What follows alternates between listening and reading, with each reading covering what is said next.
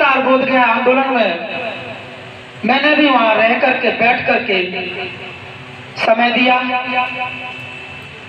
और जब हमने समय दिया उसके अंदर की गतिविधियों को जाना तो पता चला हमारे साथ कितना अन्याय हो रहा है। और बहुत सिंपल सी बात है, गर्व महसूस करता हूं। आज आजमगढ़ में भी पहली बार आया हूं। आजमगढ़ का नाम सुनता रहता था, बाहरी आजमगढ़। माननीय आकाश रामा जी से कहना चाहूंगा, आजमगढ़ एक ऐसी धरती है जो बिल्कुल सेम जमीन से जुड़ी हुई है। जमीन पर काम करने वाले लोग हैं ये।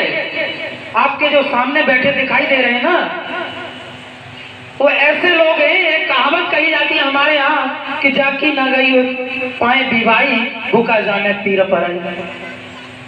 इन लोगों की विवाहियां चली हुई है महाबोधि महाविहार को लेकर के। आज इनकी जमीनों में इतना काम है, मुझे पता है। इतना काम सारा छोड़ करके, और जो लोग यहाँ जहाँ दिखाई दे रहे हैं ना, ये वास्तविक लोग हैं। तो मैं ये कहना चाहता था,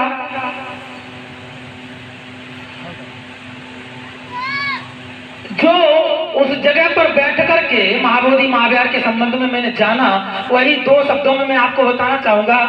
ये जो बीटी एक्ट 1949 जो एक्ट है, आप लोग भी लगभग सभी जान ही गए होंगे, लेकिन एक बिल्कुल बहुत सिंपल सी बात है।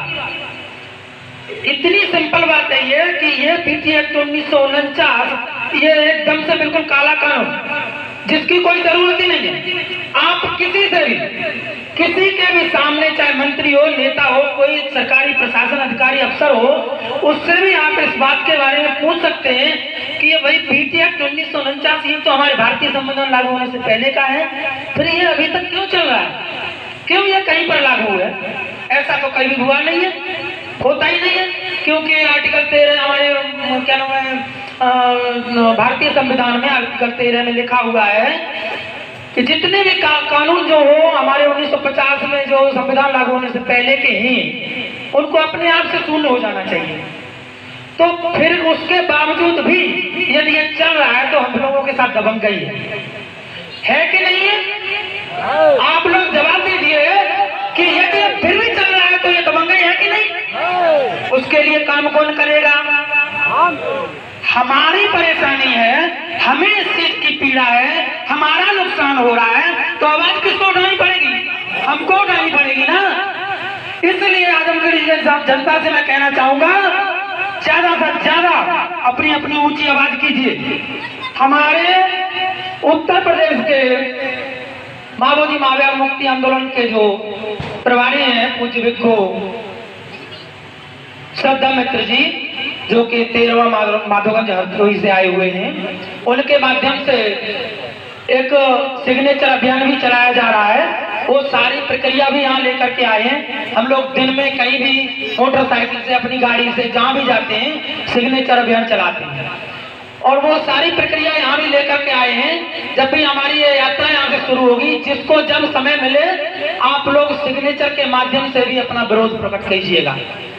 अपना उसमें कुछ नहीं है, अपना एक नाम लिखना है, गांव और जिला, बस लिख करके, और उसमें ये सारे सिग्नेचर जो है हम लोग इकट्ठा करके और अपना सिग्नेचर के माध्यम से आगे विरोध प्रकट करेंगे कि हम आजमगढ़ से भी इतने लोग हैं कि ये महाबोधि महाविहार से बीटी एक्ट 1949 निरस्त होना चाहिए। इसके संबंध में आप सभी लोगों को भी सिग्नेचर के माध्यम से अपना विरोध प्रकट करना है, और ज्यादा से ज्यादा भारी संख्या में हमें ऊंची बुलंद आवाज भी करनी है। मैं तो चाहूंगा हमारे माननीय पूज्य भिक्खु श्रद्धा मित्र जी अभी आपको आगे की बातें बताएंगे, जो भी यहाँ से जुड़े रहने की, महाबोधि महाविहार से मुक्ति आंदोलन से जुड़े रहने की, और एक हमें नई टीम तैयार करनी है। आजमगढ़ से ही एक नए तरीके से अपना विरोध प्रदर्शन करना है। इसलिए मैं तो चाहूंगा कि आप सभी लोग भी ज्यादा से ज्यादा संख्या में विरोध प्रदर्शन करने का काम कीजिए। हम भी आपके साथ जुड़े रहें, ऐसी हमारे भी आप लोगों से भावनाएं जुड़ी रहें। इसी के साथ साथ मैं अपनी वाणी को विराम दूंगा। जोर से एक नारा लगाएंगे, सभी लोग खड़े हो जाएं, सभी लोग जाएं, एक बार खड़े हो जाइए। महाबोधि महो